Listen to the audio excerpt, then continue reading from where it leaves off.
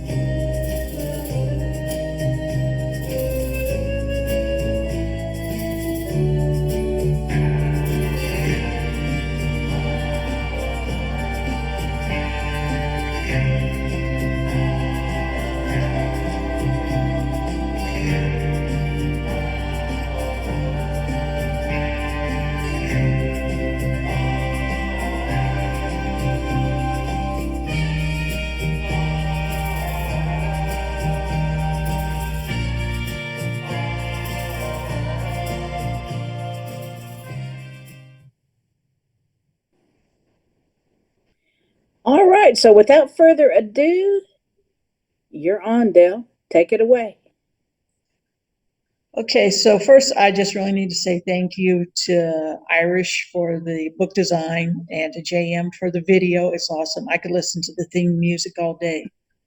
And then Allie and Annette, my two buddies, they need special recognition as well because they've been so supportive and so helpful with everything. And they're so awesome at the techie stuff and the marketing and all that. And I'd still be back here with my stone and chisel trying to write it out on a tablet if it wasn't for them. So we were promised a reading, so let's get to it. So Sarah and her brother, they're on their way to San Antonio. The need for wagon repairs and supplies forced them to stop overnight in the unfortunately named town of Paradise. It's there in the general store that Sarah first meets Bailey. The shopkeeper had tried to cheat Bailey on the cost of goods. Sarah intervened, proving she knew her sums, and forced the merchant to be honest. So that's where we're going to pick up the scene at, is in a general store. Sarah selected a small burlap bag from the folded stacks beside the wooden food barrels. She would prefer stout canvas sacks, double-stitched at the seams, but suspected that the proprietor purposely didn't stock those, as they were no doubt more expensive to produce. Also, she thought, burlap leaks. The more grain, flour, and sugar that sifted through a burlap bag, the sooner a customer would have to replenish their supplies. Paradise was by no means a bustling town, but there were still people living there. People that needed supplies that it seemed only Jameson's general store offered. No doubt he counted on their repeat business, whether fairly earned or not. That brought back thoughts of the fur trader he'd been haggling with when she entered the store. Upon first impression, fur trader was the profession she'd assigned. Also thought she was a man, when that couldn't be further from the truth. In truth, she was distinctly unlike any woman Sarah had ever seen. Wouldn't that make for interesting reading back home, she thought. She simply must remember to detail as much as she could about her when she had a chance to scribe in her journal. She could just imagine the gasps of astonishment and the looks on the faces of the women back east when they read the exploits of Silly May. I never thought to ask her name. Sarah looked toward the checkout area. The countertop was bare. She glanced around the shop. Mr. Jameson was folding bolts of wool and fabric, his prior customer nowhere in sight. Sarah was mildly disappointed as she turned back to the myriad of barrels. She picked up a metal scoop and began to dip flour into the sack. "Ma'am," a hand reached out, taking the flour scoop from her grasp. Sarah looked up, surprised to find she was gazing into warm caramel-colored eyes. "Stay away from the sides of the barrel, ma'am. Scoop from the middle and don't go too deep, less chance of getting weevils that way." Despite the unappealing topic, her voice fell over Sarah like a misting rain on a hot summer's day. Sarah watched as she scooped flour out into the bag, shaking each shovelful as she went. When the sack was nearly full, she gathered the neck and tied it off with a cord. "Corn?" "Yes, please." Sarah handed her another burlap sack the same size as she'd selected for the flour. "I don't believe I've had the pleasure." She paused in sifting corn kernels into the sack. She looked at Sarah, a puzzled expression on her face. "Proper introductions were not made," said Sarah. "What is your name? It was rude of me not to inquire earlier." "Well, I feel obliged to forgive you since you were saving my coin purse at the time, ma'am. Name's Bailey Bowen. Buckshot to some on account of my being fair to middling with a rifle." She hitched her shoulder to indicate the gun she carried. "Your accent doesn't sound regional. Where are you from?" "Bardstown, Kentucky, ma'am." She removed her cap, folding it and tucking it into the waistband of her belt. "Well, it's very nice to meet you, Buckshot Bailey Bowen of Bardstown, Kentucky. I'm Sarah Lindley." She extended her hand in greeting, expecting the firm handshake she'd come to experience as a staple in the West.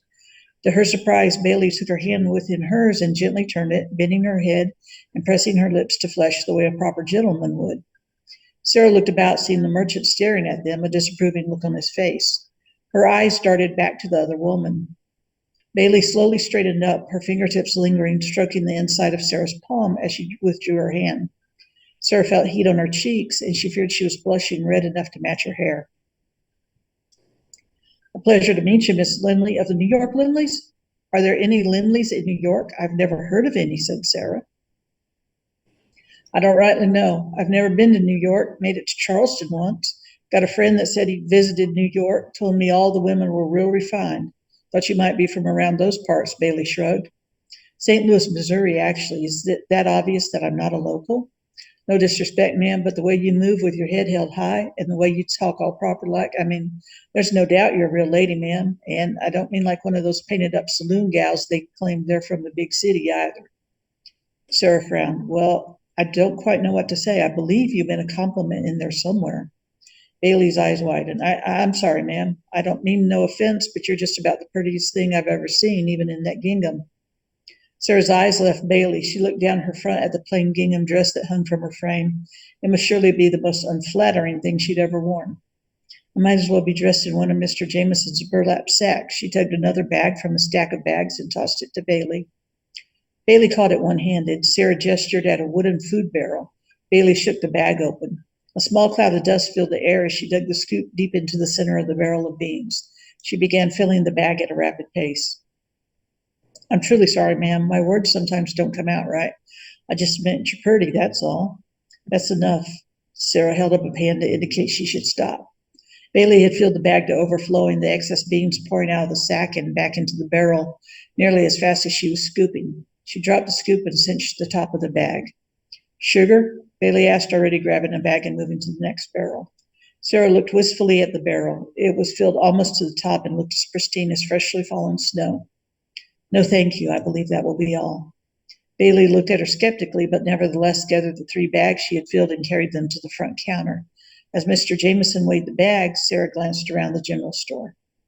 Add a slab of hog fat, please. Sarah pointed to a bar suspended horizontally from the ceiling where strips of uncooked meat were draped.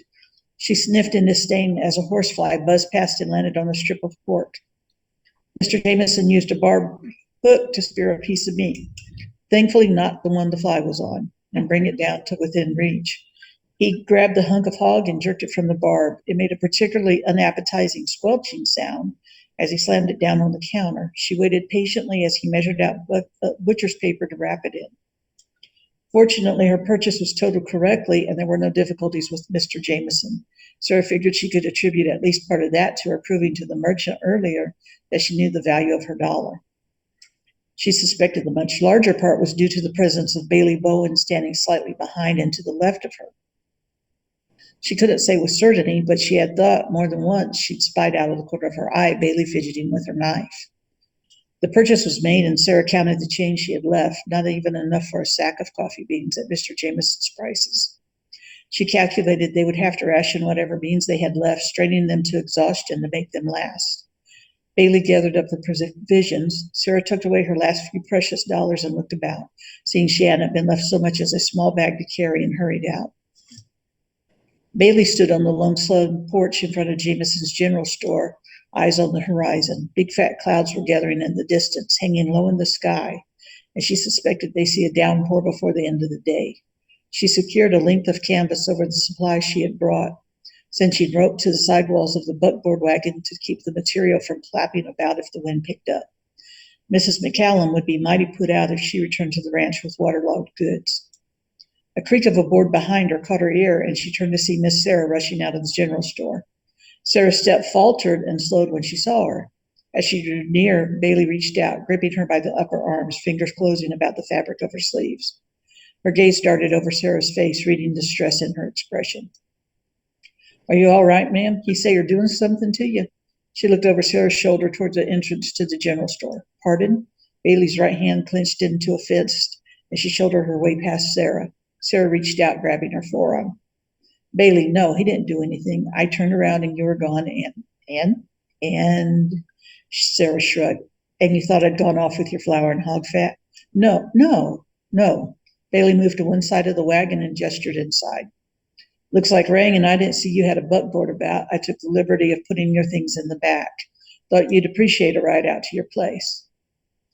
Bailey reached inside, thrusting the hand beneath the canvas. She grabbed a burlap bag and dropped it on the ground at Sarah's feet. The impact caused the flour to leave a little dust cloud in the air before settling on the ground, resembling dirty snow. She reached inside the wagon for the next sack. Thought you were different from the other folk around here, too. Guess that's what I get for thinking. Bailey Bowen, don't you dare try to get me with your righteous indignation. You know full well that there's no place for you to have given me a ride to. I told you I don't live around these parts. Reckoned you were gonna. Reckoned you to be the new schoolmarm. And why exactly would you make that presumption? Because I speak and dress properly? Sarah folded her arms over her bosom and leveled a glare at Bailey. Well, Dad and the last one died of the pox. Figured it's about time they got a new one. Didn't take you to be one of the McCallum's ranch hands, said Bailey. I am not, and I most certainly have not ever been associated with any filthy, stinking ranch hands that bed down with bovines and prostitutes without discrimination. Bailey pushed back her coonskin cap and rifled her fingers through her hair. She turned her head and spat on the ground. You one of them there mail order brides Doc is always talking about? I most certainly am not. If you must know, I am bound for Texas. Paradise is merely an unfortunate stopover on the journey there. Don't tell me you're one of those GTTers. Bailey cocked her head and gave the redhead an appraising look. Pardon me, a GT what? A GTTer gone to Texas. It's a slogan for those that picked up, packed up, and moved out. Bailey hooked her thumb at one of the boarded up houses. Oh, I suppose I am. One of those, that is. Bailey scoffed. No, you ain't. You didn't even know what one was till I told you. Sarah's face turned about as red as her hair. Green eyes narrowed, nostrils flared. She sputtered, and Bailey figured she'd curse and spit if she weren't such a lady. Oh, and what are you, Bailey Bowen? You're certainly no one's bride. Eyes darted to the wagon, and the canvas stretched across the interior. No, I'm not. I've been a lot of things, done a lot of things, been called lots of worse things. But I reckon right now I'm what you might call one of those filthy, stinking ranch hands that sleeps with cows and screws whores. Bailey set the last burlap bag on the low slung porch and laid the slab of hog fat across the top of the 3 bags so it didn't touch the ground. It's all there, but you ought to check to make sure I didn't sneak some beans. You know how us ranch hands are. That's a great reading, Dale. That's great reading. I love Thank you, this thank you. book. So, I mean, I don't know about you, Allie, but I think historical fiction it's one of the hardest things to write.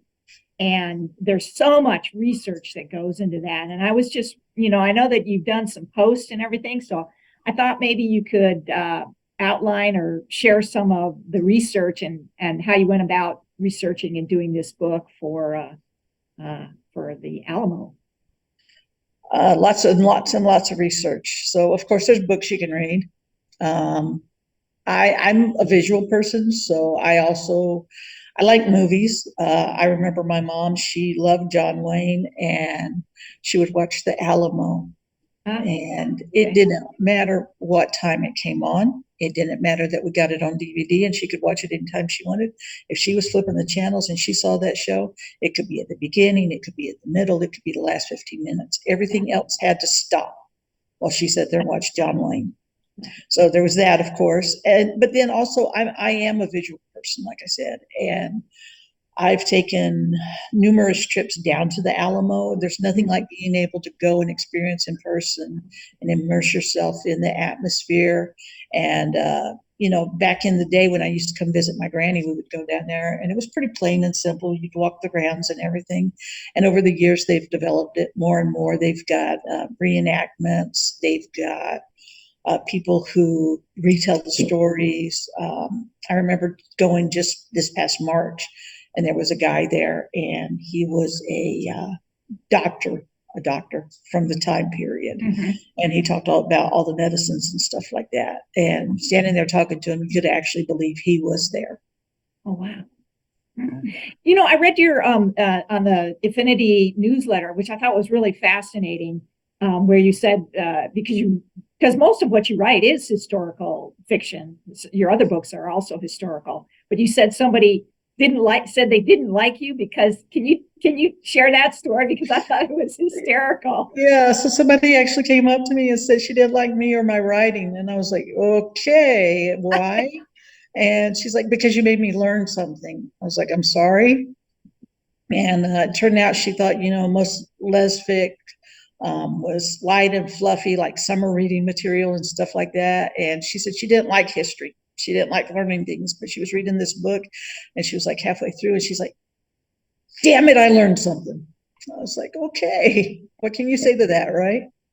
Personally, I love historical fiction for that reason because I learned so much. I mean, I've read, obviously I've read all of yours, but I've read some other folks that I just learn about different periods, and it's really fascinating. Lynn Christ, who is another affinity author, she wrote about I think it was in Texas. It was some kind Right. of Galveston. The Galveston. Yes, thank you. Yeah. Thank you for reminding me. And I think it was what, Galveston 1900 Swept Away was yeah, the title? Swept Away. Yeah, really good book. Also learned a ton from that. Allie, you have some questions? What did you find most rewarding about writing Remember Me? When I could write the end. No, just kidding. I love history and I love learning new things as well. And, just being able to get into it and telling the story. And part of that is, knowing that us as women, we have a rich history, but for whatever reason, we're never the center of history. Right. It's always told from the man's point of view, and which, that could be they're the ones writing the history. But it was nice to be able to go back in time, pick two women and develop their story and show, hey, there's more to their life than hanging out in the kitchen or the medical tent or whatever, or having babies. They had lives. They mattered. Yeah, I went back and looked up, the Alamo, and looked up some of the women that were part of the Alamo. There was, I can't remember her name. Was it Susan somebody? Susanna Dickinson? Yeah, there weren't too many women who were highlighted. I mean, it was right. It was all about the men, Crockett, and some of those famous folks there. So it was pretty interesting to read that, and it was very interesting to read from a woman's point of view. I really encourage people to pick up the book for that reason. It was fascinating. What about the most challenging thing in terms of writing historical fiction? I think the most challenging is the research, knowing what to use and what not to, what to focus on, because, the Alamo, yeah, it was only a 13-day battle, but there was so much that led up to it. And you feel like, okay, you need to include certain things for the backstory, but at the same time, you don't want to get so caught up that it's an epic miniseries on HBO or Showtime. Although it's pretty epic. It's like a double book, isn't it? Yeah, I know. It's Texasized, I guess. That's right. That's right. How did you go about making sure that your dialogue was historically accurate? I think in listening to your reading, you really had Bailey down pat. Oh, shucks. Thank you, ma'am. You're welcome. I don't know. I guess part of it is you have to have an ear for, watching movies is great if people speak in the right dialect. And, a lot of times just reading and hearing the voices in your head, which, is really helpful if you got split personalities going on. Wink, wink. No, but you also have to know your stuff. You know what fits and what doesn't. And a lot of that you can read through and you're like, okay, there was not a California Valley girl back in the 1700s or something like that. Right. Yeah, it's interesting because the two characters have really different voices. And as I read it, I could almost hear the differences in their voices. And I was talking with some people yesterday, which was kind of fascinating in that sometimes people get lost in dialogue. If you're a dialogue heavy writer like I am, it's hard to distinguish those voices. But you did such a brilliant job of creating two very different women that you probably wouldn't even need dialogue tags or action tags or whatever to know who was speaking, because you could almost hear the differences in their speaking. I think that in this particular case can be attributed to their backgrounds, because you've got Sarah, the nice refined lady from the East, right. well educated, well spoken. And you've got Bailey, who's from the backwoods of Kentucky, and not much schooling, can't read, can't write. So they're night and day. There's vast worlds between them, and I think that makes it easier to distinguish their voices. Right. The other thing that I wondered, because I know you've gone there and you've been there and you watched some movies, but did you use any kind of resources to look at, how you describe things when they were back then? Because it's clearly different now. You can go to a place and you go, well, gosh, how do I describe the buildings, whatever, everything as it was back in Right. whatever, 1830? 1836. Yeah. Yeah. Well, fortunately, I've got some books that actually show what the area looked like back then. Yeah. And I've been down there to see it in person, but also there's a website. The Alamo has their own Facebook as well, and they've just started something which I wish they'd started it before I started doing all my research. You can click on a link, and they will show you side by side how the area looked back then. It's all computer generated, and how it looks now. Nice. So, computers can do a lot of stuff. Yeah. Right. Speaking of your research, what type of split did you have between the amount of time that you were doing research to the amount of time you were writing? So I think once I decided to write this Alamo story, I probably immersed myself for about a month in just reading, watching movies, visiting the Alamo, stuff like that. So I probably spent a solid month on research before I ever started writing it. But then even as you're writing, there's things that you're in the middle of and you're like, I need to go back and look that up and make sure that's right, Or I don't know why, but food plays a heavy theme in a lot of my stories. I think it was in Malodorous, there was some sort of gruel that they were cooking over a fire. And back in those days, I guess like the 1400s or whatever, all the food was just left in a pot to boil. And Dr. Mori, she told me one time, she's like, you wrote it so real that I was just disgusted thinking about eating that stuff. And even in this with this Alamo story, it centers a lot about food, because the food choices and the food options back then are so different than what we have today. Staples were beans and cornbread. Right. Yeah. Everything was heavily salted to preserve it, not because it tasted good, and just different things like that. And you'll start writing, you're like, oh, wait a minute, I gotta go back and look that up. Yeah, that's true. It did make me hungry, like Allie's books. Now, Allie features food in her books a lot, which I love, and it always makes me hungry. I'm like, oh God, I want that. So, we talked just a little bit before about, the fact that this is like almost like a double book. It's epic. Do you think, and I can't remember, I mean, I read your other books, but it's been a few years. Do you think that writing historical novels, you almost have to write these large books because there's just so much to create that time frame?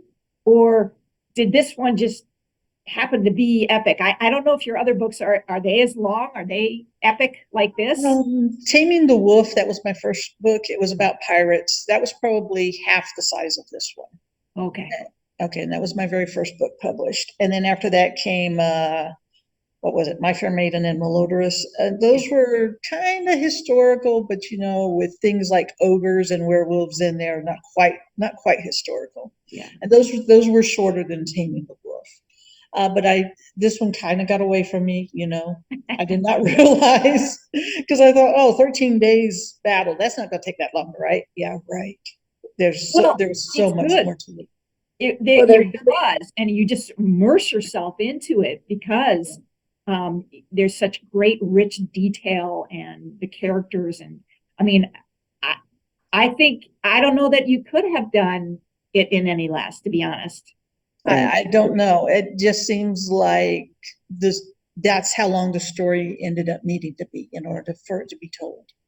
Yeah. And, I think with historical, sometimes you do have to go longer just to get the background in and to establish different things.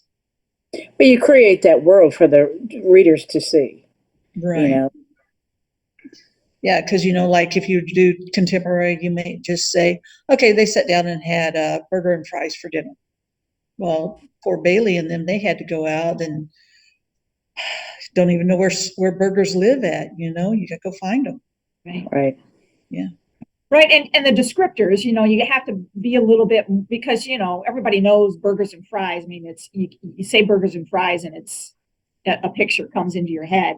The kind of food that you describe, you have to create a much more apt description of that, because it's not familiar to us. Yeah. True. Right. So, I mean, it's kind of interesting because, the only historical novel that I've ever written was with Allie, and that was Free to Love, and it was a novella.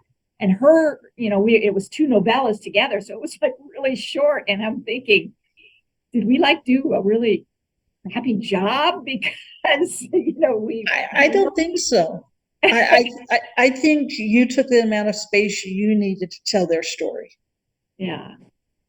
What do you think, Allie? Do you think that we should have spent a little more time on that and created more depth to the scenery and the time period and the characters? I don't think so, because I don't think that would have fit the stories that we were creating. Yeah. I think we stuck to the main points and didn't allow ourselves to go off and get in the weeds. It could have easily happened with the two of us, but thankfully, nothing to say you can't go back and do an extended author's cut. There you go. That's true. That's true. It's still one of my favorite books that we've ever written together, just because the story. I just thought the story was a beautiful story. So we learned a lot. We did through our research. Yeah, it was the absolute hardest book I've ever written, and the research took twice as long as the actual writing of the novel for me. I don't know about you, Allie, if you took as much time.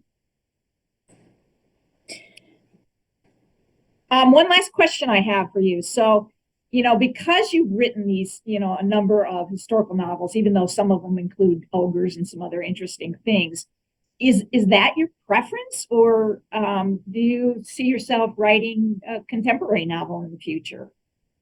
Well, I guess it's no secret I like history.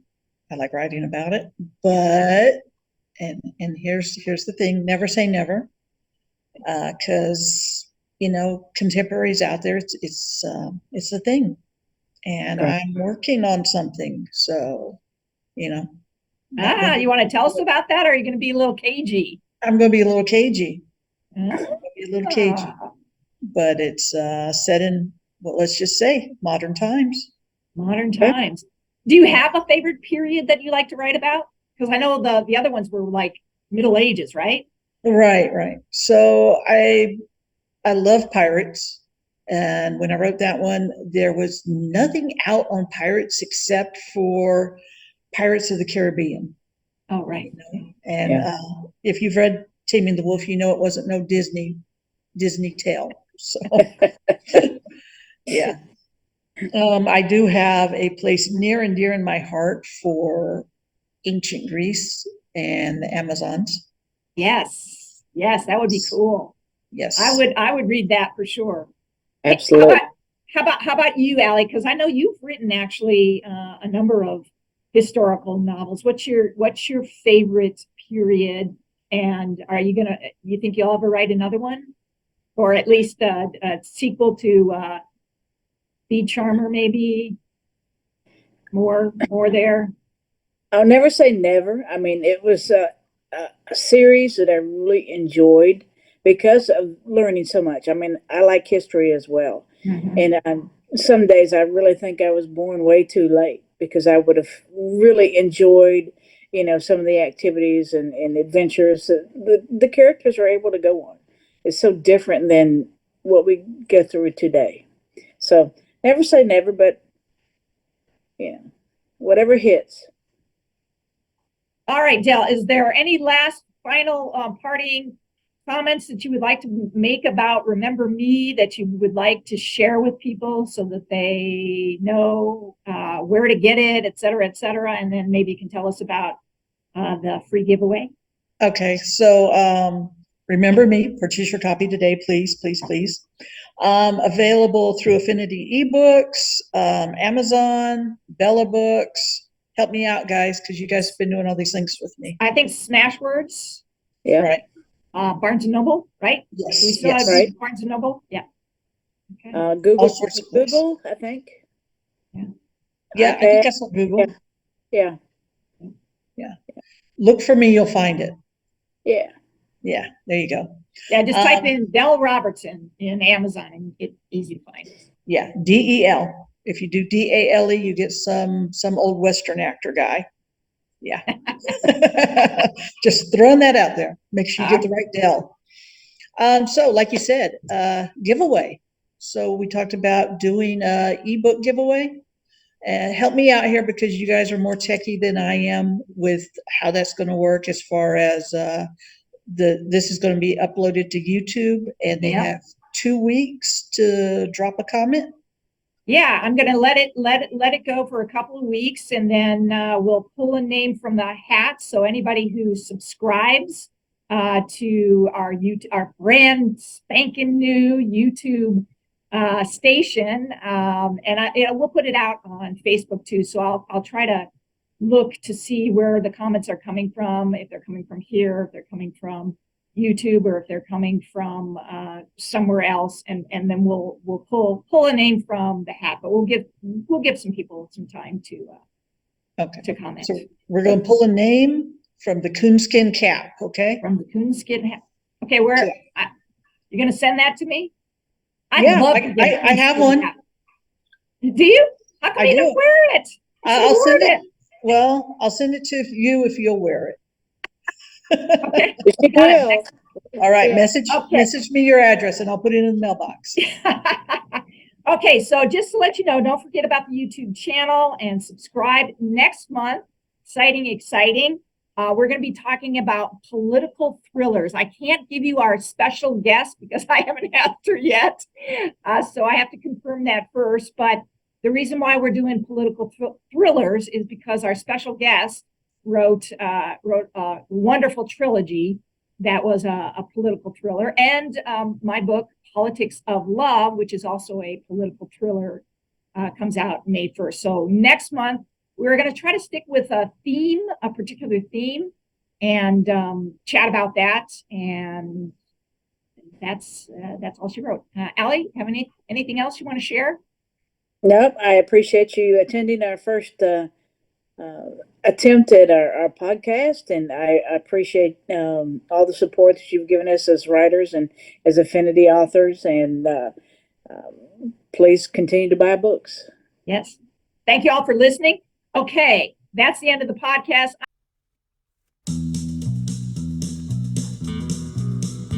On the road again.